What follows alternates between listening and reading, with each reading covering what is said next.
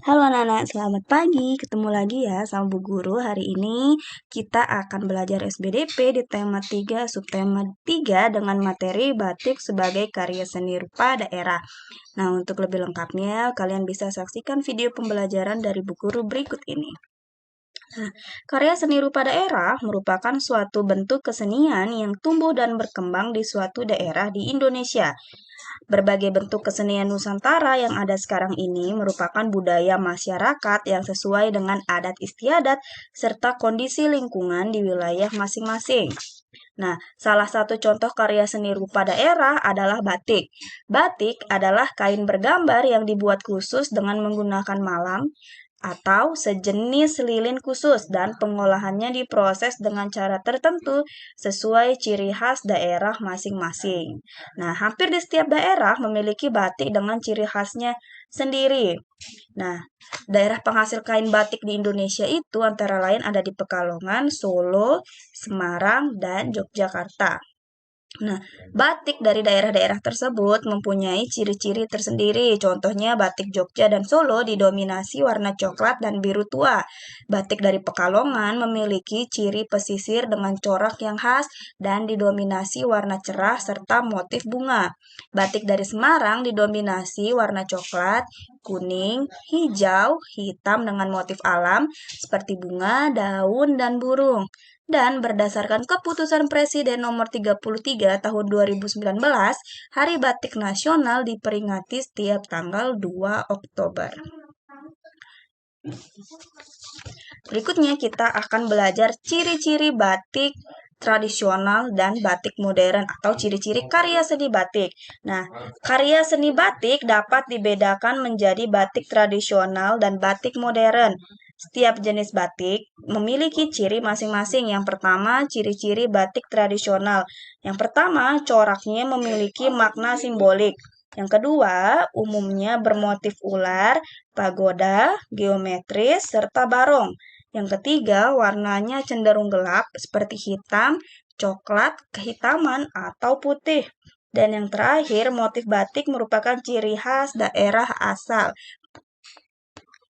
Berikutnya adalah ciri-ciri batik modern. Yang pertama, coraknya tidak memiliki makna simbolik khusus. Yang kedua, umumnya bermotif tumbuhan dan rangkaian bunga.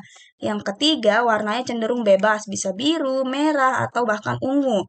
Dan yang terakhir, motif batik bukan merupakan ciri khas dari daerah asal. Nah, jadi dalam pembuatannya, batik memiliki beberapa teknik yang dapat digunakan ya. Tapi sekarang ini kita akan bahas tentang alat dan bahan membuat batik tradisional. Yang pertama, malam atau lilin batik. Yang kedua, canting. Yang ketiga, kain. Yang keempat, wajan dan kompor kecil. Yang kelima, bandul atau pemberat. Yang keenam, dingkle atau kursi kecil. Yang ketujuh, gawangan. Dan yang terakhir adalah zat pewarna. Nah, tadi kita sudah bahas dalam pembuatannya batik memiliki beberapa teknik yang dapat digunakan. Yang pertama disebut dengan teknik canting tulis. Jadi, teknik ini merupakan teknik pembuatan motif batik menggunakan alat yang disebut dengan canting. Jadi, canting ini terbuat dari tembaga ringan yang berbentuk seperti teko kecil dengan corong di ujungnya. Canting ini berfungsi untuk menorehkan cairan malam atau lilin pada pola. Yang kedua, ada yang disebut dengan teknik colet. Teknik colet ini disebut juga teknik lukis. Nah, yaitu mewarnai pola batik dengan mengoleskan cat atau pewarna kain pada pola batik dengan menggunakan kuas. Yang ketiga, teknik printing atau cap. Jadi teknik ini menggunakan canting cap. Canting cap merupakan kepingan logam atau plat yang berisi gambar agak menonjol. Yang keempat, ada disebut dengan teknik celup ikat. Pembuatan motif batik ini dengan cara mengikat sebagian kain dan mencelupkannya ke dalam larutan pewarna.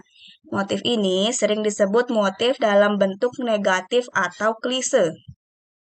Nah, yang sekarang adalah macam-macam batik Nusantara. Kalian bisa lihat pada gambar ya. Ini adalah contoh motif batik dari berbagai daerah di Indonesia. Ada batik Aceh, batik Jakarta, batik dari Cirebon, dan batik dari Riau. Nah, kemudian ada batik dari Solo, batik dari Yogyakarta, batik Tegal, dan yang terakhir dari Pekalongan. Nah, sekian pembelajaran SBDP untuk hari ini. Jangan lupa kalian di rumah tetap belajar ya, dan mengerjakan tugas dari Bu Guru. Dan jangan lupa kalian juga di rumah harus tetap menjaga kesehatan dengan mematuhi protokol kesehatan. Sekian dari Bu Guru, selamat pagi.